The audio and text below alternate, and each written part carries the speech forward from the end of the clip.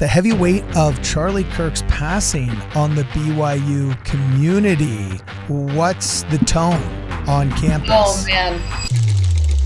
It's heavy. We as Christians believe that there is a God and we are not him, and that there's a divine order. When that whole thing happened, there was a dramatic emotional shift throughout campus. I think what most kids admired about him is, bringing back the religion aspect into a normal part of society. That dude brought so many people back to church and back to Christ.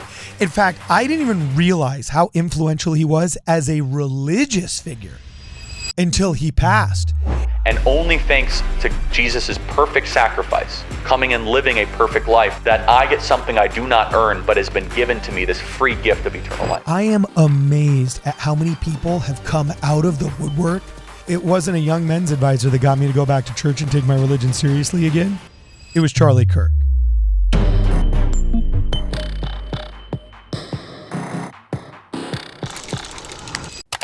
This episode is brought to you by the Go and Do Travel Wave Makers 2025 LDS Podcaster Cruise. If you guys want to come hang out with me on a boat, as well as Greg Maxton, Jacob Hansen, Hayden and Jackson, Paul, David Boyce, Dave Butler, and Jasmine Rappley, you got to check out the links in the description. Make sure you use the coupon code WARDRadio10 to receive 10% off. Now back to the video. Welcome, ladies and gentlemen, back to Word Radio. I am your host, Cardon and Ella. Today I'm joined in the studio, actually via Zoom, by Ella Kotzenbach, contributor of Word Radio News, who recently just wrote this article about the heavy weight of Charlie Kirk's passing on the BYU community. You're a student at BYU. What's the tone on campus? Oh, man. It's heavy.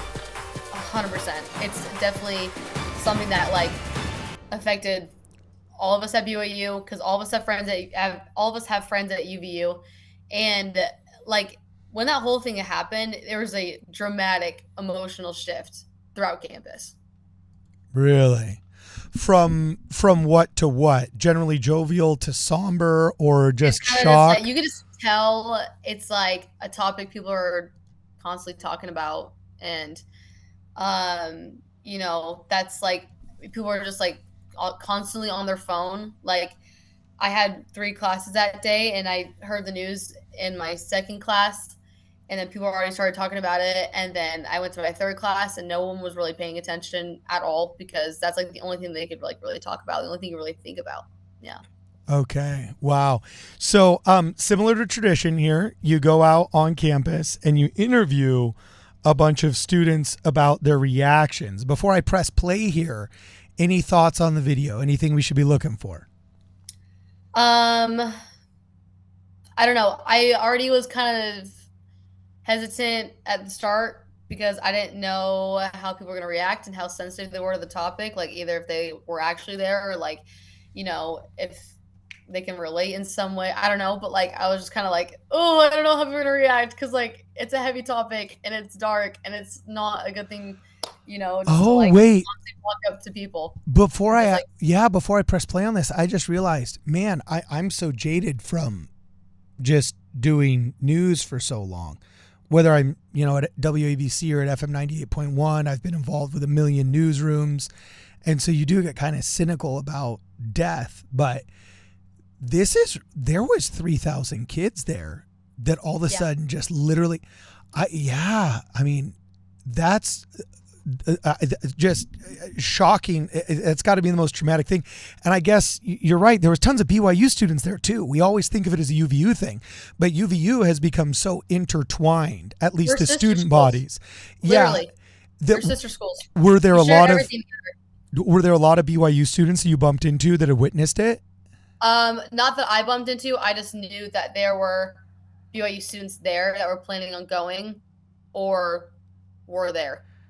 So okay. I had one girl, I'm not going to say her name, but she was behind, if I'm correct, she was behind the tent and she heard it and she had to play dead. Really? Yeah, it was intense. Oh, geez, man, because this is the first generation of kids that have been raised with school shooter protocols. I used to have fire drills, and we're in California. You're from California. Did you have earthquake drills? Of course. Yeah. Yep. Okay, cool. People in other states, like in the Midwest, they're like earthquake drills. I'm like, yeah, it's actually a thing. But yeah, there's so many schools now that actually have active shooter drills that this is like the first generation that really had to wrestle that with. Okay, so without burying the lead and without any further ado, we're going to play the video they made here with the student body on campus here, see how they reacted. I'm Haley. So we are talking about Charlie Kirk and his passing, and it's been a huge impact on all of us, especially at BYU. So I was wondering, how has it affected you? I think obviously it's a really sad situation. I have a bunch of friends that go to UVU, and so yeah, definitely something that, like a tragedy that happened so close to here. I don't think anybody should die for what they believe in, even if I don't agree with everything. What's your name? Maya McGavic. I was at work. I work at the BYU store, and I remember all of my coworkers, we all like huddled behind the desk, and we were all like refreshing the news, and like there were all these customers that were coming up and like trying to purchase their items. I remember like just refreshing, and then we finally found out that he passed away, and it was really sad. I'm Ethan Clark. How did you hear about Charlie Kirk's passing? I heard students I overheard them talking about it, and like I heard he got shot at and stuff. My name's Reese Schmidt. Honestly, it really just made me sad. It's affected me a lot in my relationships. Being a Christ-like man, serving Jesus Christ, standing up for him, being disciplined, always learning, working hard, being nice to the people around you and loving them. Did you know anybody there at the time when he was shot on campus? I do. He was making a video about it, and he told me like how it was kind of affecting him. He was there, obviously. It shook him pretty bad for like a while. It was Ryan Smith who said it, owner of Paul Tricks, and he was like, we just need to love one another more. Loving one another is like the most important thing we can do right now, because there's nothing we can do about what happened, but we can do everything about like what is happening and what will happen in the future. Wow, these are actually some pretty good and profound responses. Your thoughts? I loved all the responses. I think all of them are super respectful. I think, they like provided good insight about like, all right, like despite the horrible thing that happened, like what can we take from it? And it's like what he said in the video, like you can't change what happens, but it's like we all just got to be there for each other, got to love one another, like despite our political differences. Okay. What is the average BYU student's connection with Charlie Kirk? I'm not really well gauged. Like Jonah lives up in the Pacific Northwest, and he's like, dude, you could barely even tell anything happened here, whereas in communities that are a lot younger, or obviously ones with religious universities in them seem to be greatly affected. But BYU is always a little bit strange. It is a religious university, but it's not your typical Protestant religious university. It's a Christian religious university, but sometimes their heroes are not our heroes. Other times they are. Do you think the average, I know he skewed very male in his audience, but do you think the average BYU student was a fan of Charlie Kirk or unaware? I definitely think that they were aware. Charlie Kirk obviously has a major presence among conservative men, and because as a part of our religion, we do have more conservative views. That's why I think Charlie Kirk does attract people from the LDS religion. And so, people knew him. People, I don't think it's obviously a frequent topic of conversation, but people did follow him, and, they were aware of what he debated, what he stood for, and especially, his stance on religion and like bringing it back into society, like having it be a normal thing, like have a relationship with God. That's what I think what most kids admired about him is, bringing back the religion aspect into a normal part of society. I'm so glad you mentioned that, because I was just on the phone today with a friend of mine who's a California highway patrolman. And we were talking actually about the Charlie Kirk assassination, and it amazed us dealing with the youth, with young men, both in our stake and in other organizations, because he volunteers as a highway patrolman with a lot of secular youth organizations, whether it's the Boys and Girls Club or the YMCA or whatever. Mm-hmm. And he said, like, every church, including ours, should literally build a monument to Charlie Kirk, because that dude, forget MAGA, that dude brought so many people back to church and back to Christ. In fact, I didn't even realize how influential he was as a religious figure until he passed.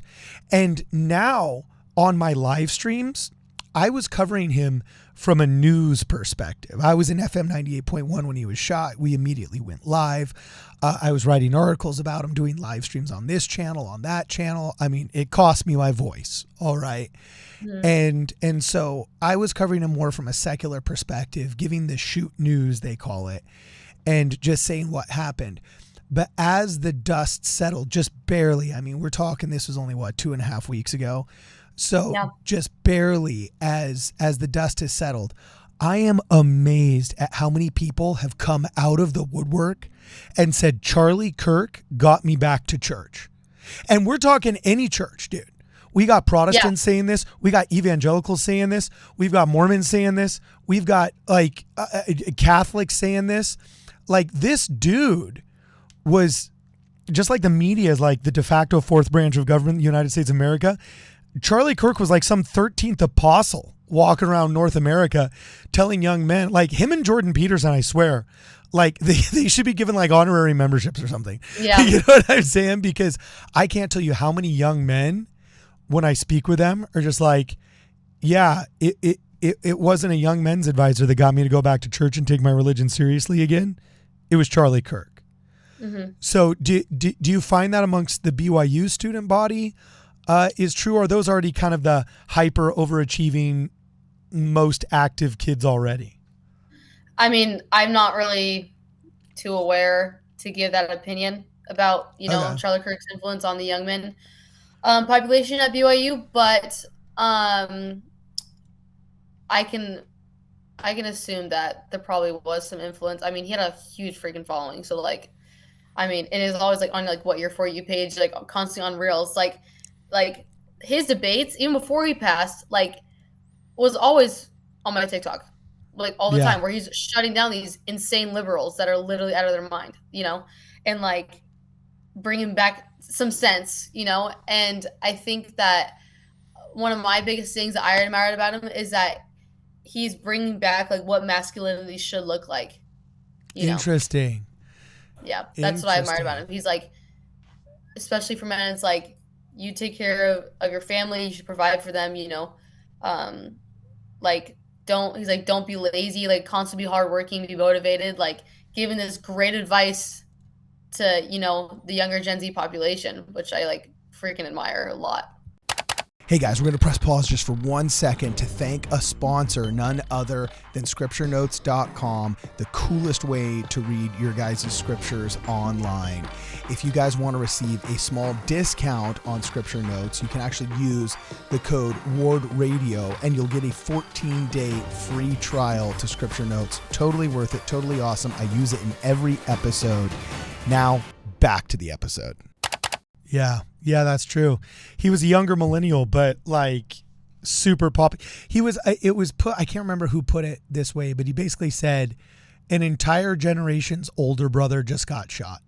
And I think that's a really good way of putting it. Like the older brother, Charlie Kirk was the older brother to Gen Z. Okay. Before we go, I got pics here from myself.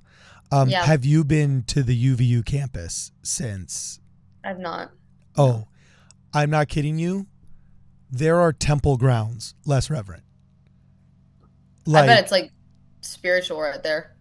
I am not kidding you. Like they draped this giant American flag right there, and then they've modified some things. They put a bunch of paver stones, not very well, over where he was shot. Now the fountain is actually running. I believe the day of it obviously wasn't because it's a water feature.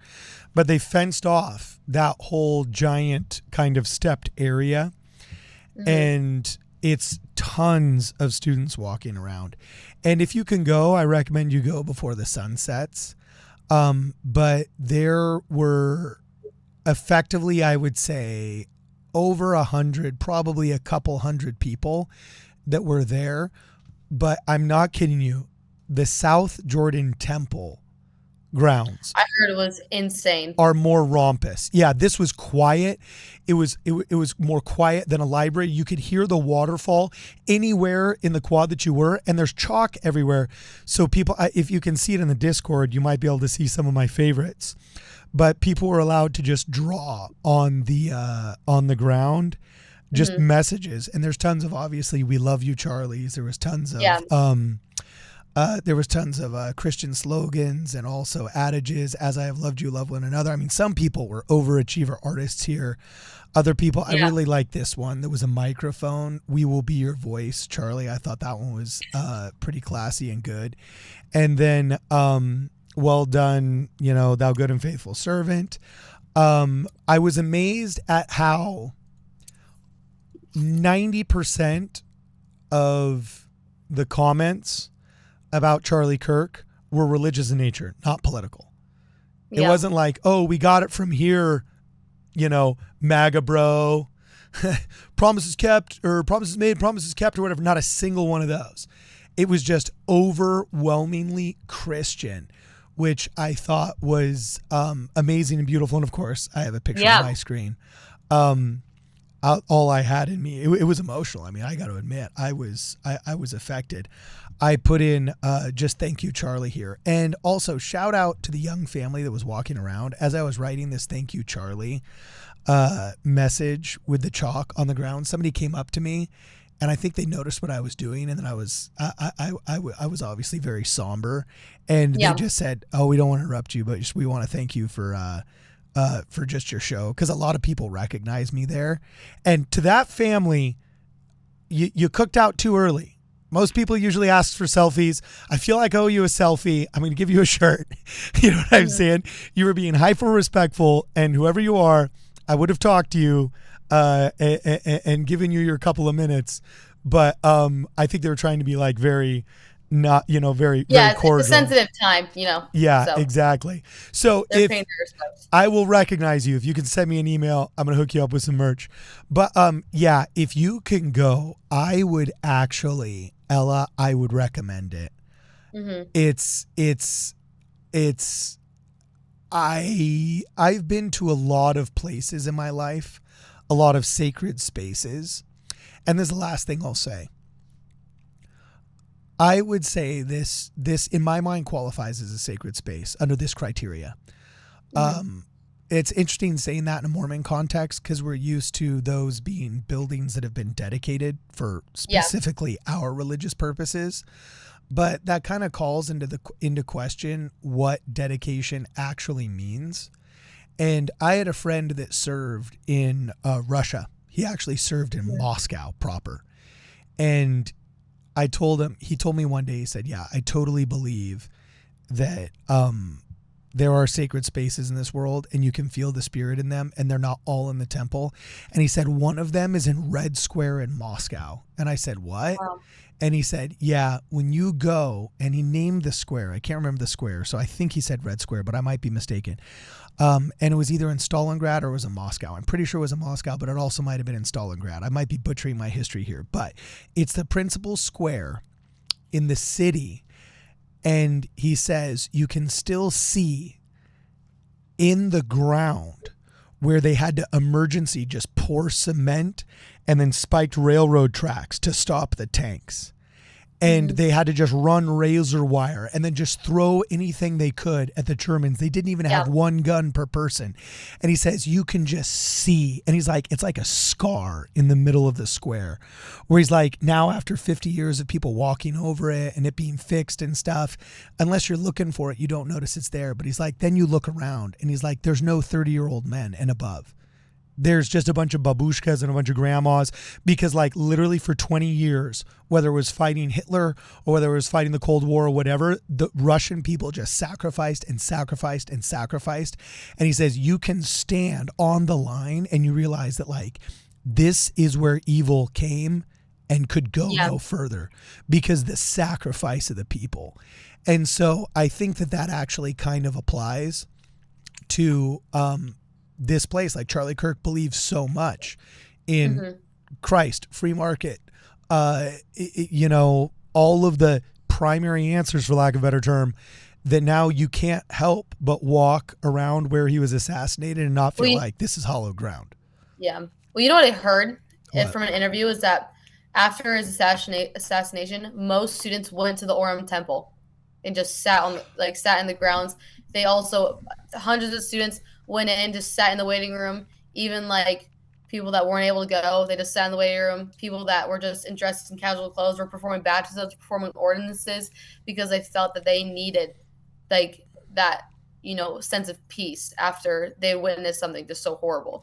And I thought that was like so profound that even just non-members were just like, let's go to the temple. And that was the most amount of people they had at that temple on those grounds, I think, since the dedication. Like, it was intense. Monica Bambro, who is the one of the Southern Utah public relations representatives that I have a relationship with, and she's a lovely woman, like one of those overachiever, take her calling triple seriously. If she's your Relief Society president, you ain't just going to be quilting on Tuesday nights. You're going to be like going to the factory to learn how they make the yarn and then quilt. She's like one of those people, you know? She was there and she was telling me the story, how basically people were had just run to the temple, and she was letting people, apparently they were just letting people in plain clothes and just saying like, come, like do baptisms for the dead, do initiatories, do whatever, like whatever you need. Like the veil is thin at this time. And I just thought, oh my gosh, like it was a beautiful thing to hear her tell that story. So anyway, I think this is going to be a very reverent space for a really long time. Unfortunately, I hear a lot of UVU students, they extended the ad drop deadline, but there's still a lot of people that are just like, I want to take a semester off. Yeah. The tone on campus is very somber. A lot of kids are like, I'm just here because I don't want to fail. They just went home. Yeah. And you can't blame them. You can't blame them. Yeah. Nobody can blame them. So, okay. Well, the full article is here. I wanted to dive in the article, but now I spent all of our time actually just talking about your video. So if you guys want to read what Ella wrote, then it's please. a good one. It's one of my favorite. Yeah, please make sure you guys check out the Ward Radio newsletter. I'm going to put it up on your screen. If you guys just go to wardradio.com, if you want to receive all of these newsletters in your inbox, just sign up for our newsletter right there, or you can go to wardradio.com and click on news, and then our whole news blog is right here. You're going to be able to see everything she's written, as well as other stuff from Luke and from Ethan, and even an occasional article from me. So make sure you guys sign up there. Also, big shout out to M. Smith, again, who has purchased another item of ours off of the Amazon wish list and has given us a limerick. He says, to measure each frequency spike from doctrine to hot take alike, this gadget's precise, cuts static like ice. Now Cardon can see what you mic, from M. Smith. And just so you guys know actually what that is. Wow. Yeah, I'm going to put it on the screen right here. I have to boot up this other camera really fast so people can see it. But he got us another one of these, which is going to be a prop on a fourth camera that I'm developing right now. So thank you very much, M. Smith, for for your contribution. If you guys want to help out with the channel, we always have goods and gadgets that we need available on the Amazon wish list. And if you leave us a limerick, we will read it online. If you want to support the channel, please make sure that you guys check us out both on Venmo and Zelle. And as always, for this and more, please make sure you check us out at wardradio.com.